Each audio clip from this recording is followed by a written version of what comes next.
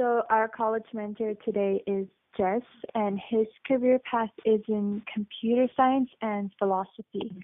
So Jess, would you like to share more about yourself? Yeah, my name's Jess Patton. I grew up in Murfreesboro, Tennessee from the time I was around 11. I went to public middle school and high school, and then went to now it's in Princeton. I came here originally to play football, but injured my back, and so I don't play anymore.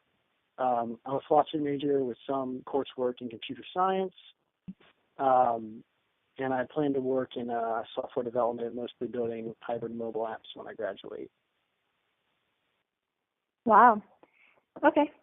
So thank you, Jess. And I would like to start off with a couple of questions, and then I will open up the conference call to any of the students who would like to ask questions. All right. So in high school, did you know what you wanted to major in? Going into my freshman year, I wanted to major in computer science, but at my high school, there was no computer science classes, and my only exposure was like doing a little bit of stuff at home, but didn't really have any guidance. So I planned on doing computer science, but the workload with football was just too much because football is about 40 hours a week. So I ended up doing some classes freshman year in engineering and computer science, and I took one philosophy class for general distribution, and I loved it. I found that philosophy in many ways is similar to computer science in terms of like systematic logic problem solving. So at that point, I realized that, you know what, I'll major in philosophy. So I went and talked to the head of the computer science department, and he was like, oh yeah, of course, like everyone who reads computer science goes to philosophy. So originally I wanted to be a computer science major, but I continued in my pursuit of that even when I switched majors. Okay. So how do you think your philosophy major will relate to your computer major? So I think what it's helped me with most is just like systematically and logically thinking through problems, and I think that's a huge asset. I ended up taking quite a few philosophy courses, and at first it was very challenging because similar to computer science, it's a very different way of thinking about problems. And then last year I took a year off, and I actually worked for a company, and I had to teach myself on a job most of the frameworks and coding, and I found it much easier than before, using like the same kind of it's the same kind of mental exercise. So it's I think it applies pretty closely in terms of like conceptually how you'll think through problems. And it may not be like a direct application, but I think it strengthens the kind of method of thinking you'll need in computer science. Okay. So you mentioned a job. So what projects did you work on during your job? They originally hired me to do research into mobile app development and kind of find the most cost-effective and best solution for their company. And so while doing that research into different frameworks, such as building a native app versus a hybrid app versus web apps, I taught myself the frameworks that I thought would be best. And so when I presented to them and I told them, hey, like, I can build this app for you guys. So they said, okay, let's do it. And so I ended up building a mobile app for First Fleet Inc. They're a nationwide dedicated trucking company. And so we ended up going with a hybrid app, which is awesome because it's brand new technology. So you build a web app, and then it builds it into a native app for any platform. So it's Windows, iOS, Android. So it was a great experience because I got to work in software development, which I love coding, and I got to learn a lot of new technologies, and I also got to build something that is now like in the world and being used by lots of people. Wow. So you said that you taught yourself how to program? Yes, I did take some courses at Princeton, and I think that laid a good foundation for me in terms of, some concepts such as, like how the for loops work and, best coding practices and some stuff like that. But for this app, since it was a new technology, there's not, besides the docs, there's not a lot of tutorials or anything on it. So yeah, I taught myself, mostly it was JavaScript and AngularJS, along with the Ionic framework, and then some general HTML and CSS. So how did you basically teach yourself? Did you watch videos, or did you take online classes, or did you mostly reading the documents for the framework in AngularJS. Luckily, the docs were really good, and that's, they list all the syntax and some like the basic ways to get started. And then really it was more then I would say that's where really then like the philosophy side of it kicked in, and like thinking through problems, because like the docs list, here's like all the things that you can do, and then going through and saying, okay, like here's all my puzzle pieces, like what's all the different ways I can put them together, and what's the most efficient way, and just thinking through what are going to be the best options, and pretty much processing the data and getting a good outcome from what I have available to me versus what I can make with it. Okay. So what are some programs that you learned? Like languages, or? Yes, like computer languages. So I took the course at Princeton, was Java, and then I did a little Python during the beginning of my year off, and so I know a little bit of Python. The JavaScript is probably my strongest language, and within that, AngularJS is probably my strongest framework, which is pretty much it allows you to like compartmentalize pieces of code for hybrid mobile app development and web development, and then also some markup language and then some HTML and CSS. Okay. So for high school students, what are some classes you recommend those students to take to get a feel of this computer science major or this philosophy major? So I think it really depends on the high school. So like I went to a public high school, and they didn't offer computer science courses or philosophy courses, which I'm now looking back, I'm very disappointed, because so if your high school does offer any philosophy courses, I would recommend taking them. I really enjoy philosophy of mind. Ethics is also, I think, interesting and a very good class to take, because it could potentially impact the rest of your life. How you view the world and what you think is good. And if also if you're interested in computer science and your high school offers any course, especially in web development, even if it's just HTML and JavaScript, because in our world everything is going web-based and cloud-based. So I think that would be a really good, some good languages to get into. But yeah, I mean, if your high school offers those, would be great. I also took physics in high school, which I think, like knowing physics, it can really help you if you ever want to get into like game development, or even like data processing, or certain, a lot of like the coding problems in college will involve some sort of physics application in code. So for the physics part, as a general question, would you recommend the algebra-based physics or the calculus-based physics? I would recommend calculus-based physics, because it gives you a better, understanding of physics. Because you can only go so far with algebra-based physics, and even though I would say if you could take both, it'd be nice to start with algebra and then move up to calculus-based physics. But if you got to pick one, I would say calculus-based physics is probably the best way to go. Okay, so you were saying some high schools might not offer computer classes. So what are some different ways students can get a feel of this major?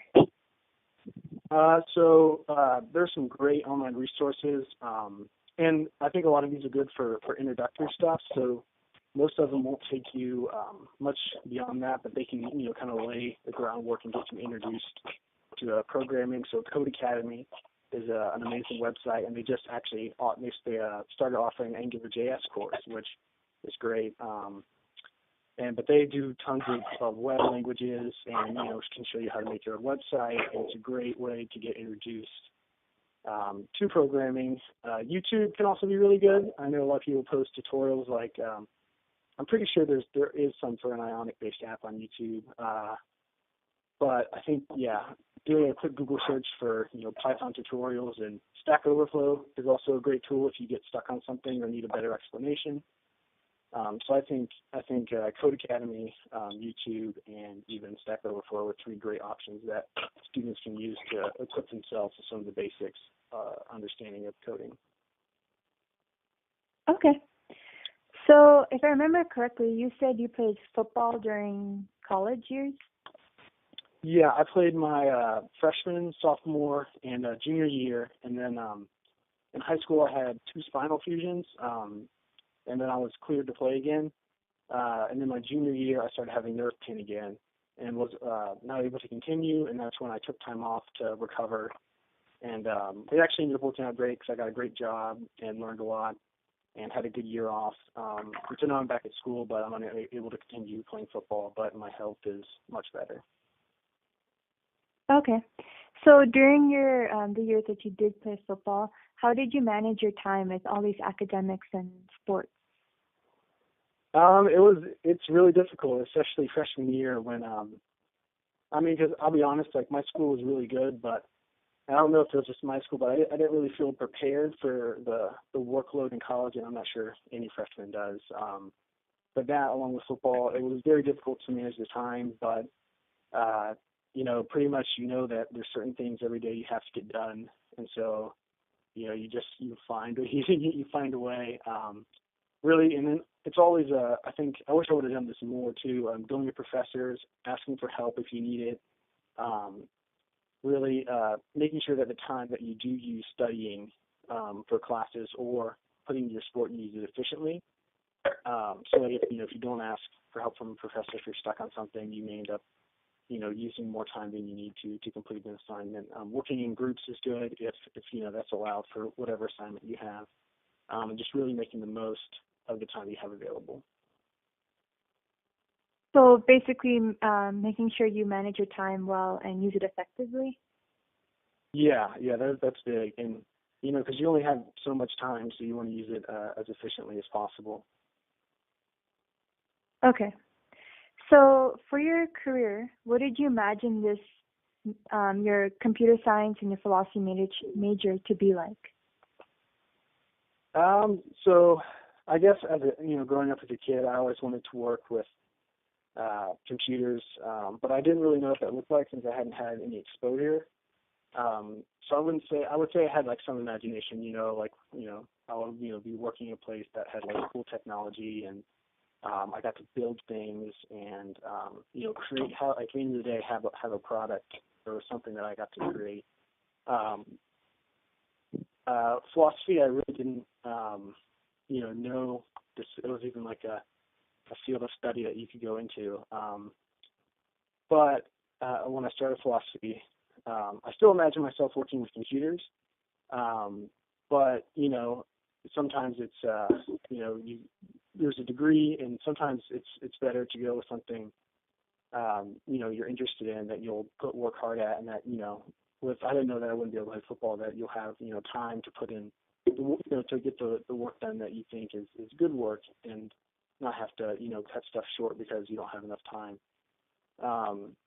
So I imagined always working in software development or hardware or computers, and actually it ended up like when I got to work in software development, it actually ended up being better than I thought. Like it's fun, it's mentally engaging, it's challenging, and at the end of the day, you can have an awesome product that you get to show people. Okay, that makes sense. So what did you enjoy the most about this major? So I think what I enjoy the most about my time off working philosophy and computer science is that it's all very challenging, and the challenges are always new. So if you enjoy challenges and you enjoy that feeling when you've been working on something for hours and you're frustrated, but you finally solve it, and there's that aha moment where you're like, oh, I did it, I solved the puzzle, So like I really enjoy that, and I enjoy new challenges every day. So like I don't really like doing the same thing over and over and over again. And with philosophy, computer science, and software development, you rarely ever do the same thing twice. So I think that's what I enjoy most about what I do. Okay, so it seems like problem solving and other critical thinking is what you enjoy. Yeah, definitely. Okay. So what do you enjoy the least about this major? Um, so for me, the thing I enjoy the least about philosophy is probably, or I guess this is something I wish there was more of, and that I'm sad there's not. I really enjoy like dialectic or like discussions and debates. And there are like preset times at Princeton, but normally there's a large amount of people. And you don't, it's only 50 minutes. So a lot of philosophy is reading and writing papers, but I wish more of it was discussion based. Because I enjoy processing verbally with other people. And I would say probably the same thing with computer science and software development. A lot of times you are problem solving, but you're sitting at your desk alone, or working from home, and there's not quite as much discussion and like verbal interaction that goes along with that problem solving. Okay. Yeah, that makes sense. So I would just like to take this opportunity and ask if any of the students would like to ask a question. And if you would like to ask a question, please feel free to press the button 1 and ask the question.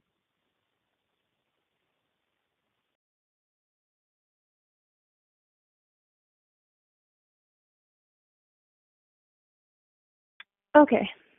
So what are your goals for after college? So right now, after school, I plan to return to the company I worked for during my time off, and continue doing software development for them, whether it's the website, web tools, or the mobile app. But then after that, I plan on spending probably a couple years there, mostly because one, I really enjoyed my work experience there. I really like the technologies that they're using and the work they do. But my family also lives in Murfreesboro, and that's where the company's based, so it's kind of a win-win. But after that, I really like to continue in hybrid mobile app development, so maybe work for, either do contracting work for multiple companies, or, everyone who does software development plans on, going to work for Google or Microsoft, or, working at a startup, a cool startup company. So those are probably my short-term and long-term. What are your goals for after college? So right now, after school, I plan to return to the company I worked for during my time off, and continue doing software development for them, whether it's the website, web tools, or the mobile app. But then after that, I plan on spending probably a couple years there, mostly because one, I really enjoyed my work experience there. I really like the technologies that they're using and the work they do. But my family also lives in Murfreesboro, and that's where the company's based, so it's kind of a win-win. But after that, I really like to continue in hybrid mobile app development, so maybe work for, either do contracting work for multiple companies, or, everyone who does software development plans on, going to work for Google or Microsoft, or, working at a startup, a cool startup company. So those are probably my short-term and long-term goals. Okay.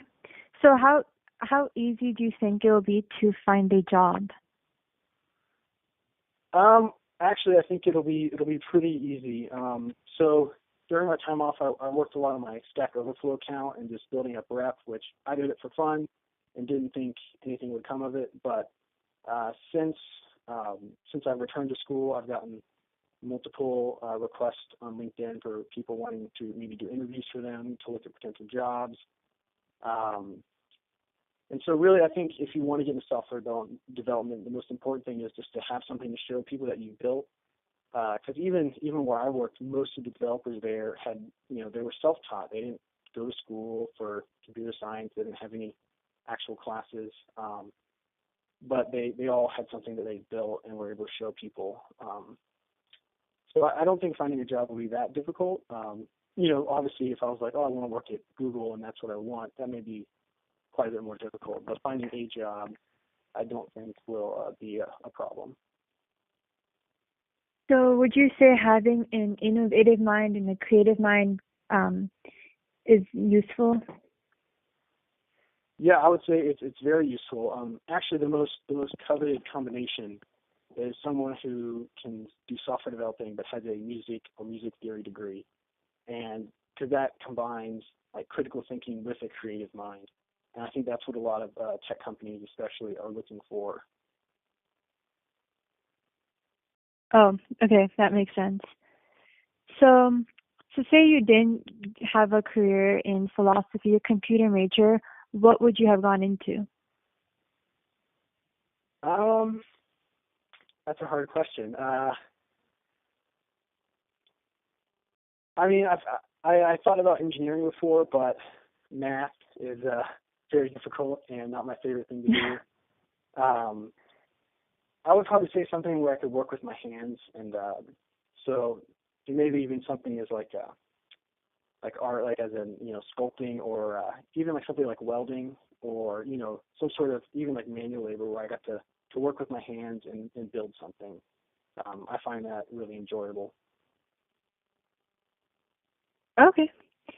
So, what advice would you give to students in high school currently? So I would say, obviously like work hard, like, and really think about like what you want to do in the future, and then try to expose yourself to it. Because like I came out of high school having very little exposure to like the things that I thought I wanted to do. Especially, I think my biggest advice is when you go into your freshman year of college, uh, I would say like focus on your general distribution requirements, or try to take a very diverse like classes. Like don't jump in. Even if you know what you want to do, or think you know what you want to do, try to expose yourself to as many different fields as possible. Because like if I wouldn't take that philosophy class, I don't know what my life would look like now. But because I wasn't exposed to philosophy in high school, and luckily I was required to take a philosophy course and found out that something I love. So that would be probably some advice I'd give. So basically, have an experience for all different aspects. So that way, you know what you can do. Basically. Yeah, because in high school, you're gonna have limited exposure just because, maybe if you're homeschooled or you go to a very like awesome high school, I guess you may have more exposure. But I feel like in high school it's hard to really know like what you want to do for the rest of your life. Because I've had a lot of people a lot of my friends who graduated jumped into careers that they thought they wanted to do since they were kids, and they hate it. Like they didn't do internships, and they weren't exposed to what the work environment was like. So and even trying to work at a place where you think you might want to work after school, either in high school summers, as internships, or asking someone in the field like what is it actually like. Okay, that makes sense. So, how would you say the the relationship between the importance of academics and sports and clubs is?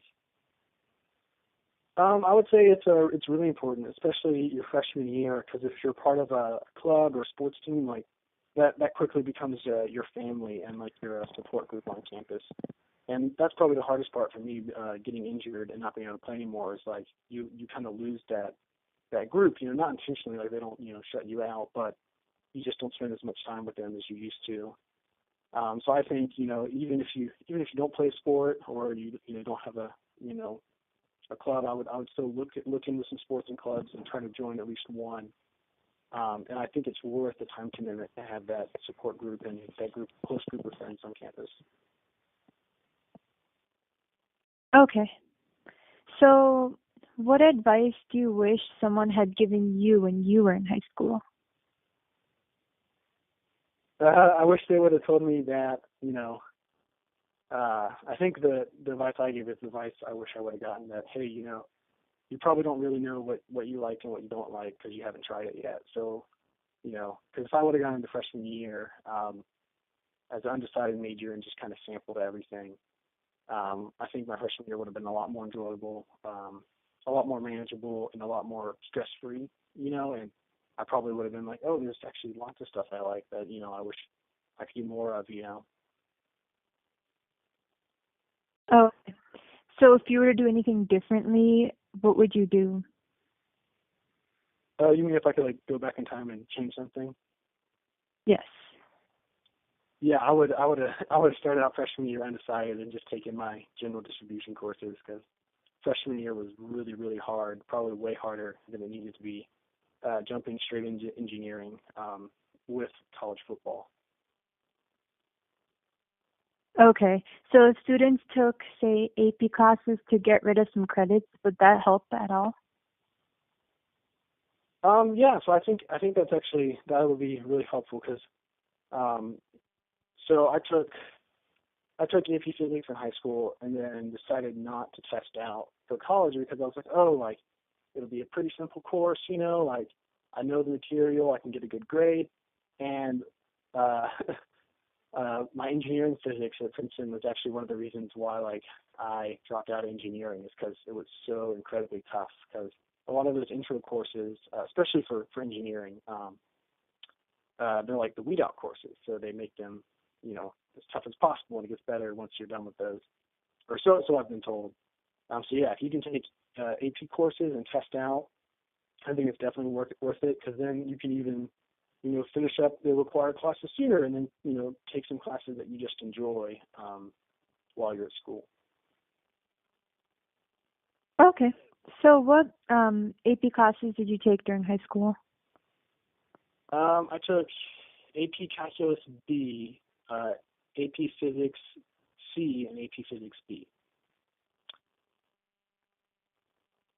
Okay, so I you think it was skipped all of equivalent the of first Calc ones? 1.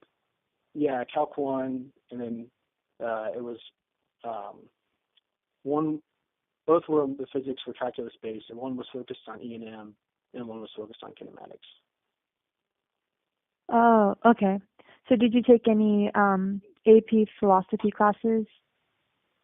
No, sadly, my high school didn't offer any philosophy courses. I didn't even know it was like a field of study until I got to college. Oh, okay. So during your college days, how is the workload? So the workload it's normally pretty manageable. When you run into trouble is if you don't stay on top of your work and you let things build up. Also, like realizing, so like you may get a lot of readings or work thrown at you, and some of them will be more important than others, and some of them may not even be necessary to the course. It's simply like a lot of times when my professors post extra readings that they're like, oh, if you're just interested, you can look at this as well. But they won't like specify that. So what if you go and ask them, hey, like for this week, if I doing the readings, what would be the most important ones for me to focus on? Most of the time they'll tell you, and that can really make your work more efficient, and you can spend more time focusing on the stuff you'll need to know for exams or papers. But the workload, especially this year, and I may have just gotten better at school, but it's been very manageable. So I get good sleep. I have some time to relax, hang out with friends, play some video games. Yeah, it's really if you stay on top of your work and get it done when you do have time, you'll also have time to do stuff you want. So how many hours do you think you spend studying or doing homework per se? So normally I do all my work on the weekends. So during the week I don't have to like stress. Like I can go to class and then relax when I'm done with class for the day. So I normally spend probably maybe like 20 to 25 hours.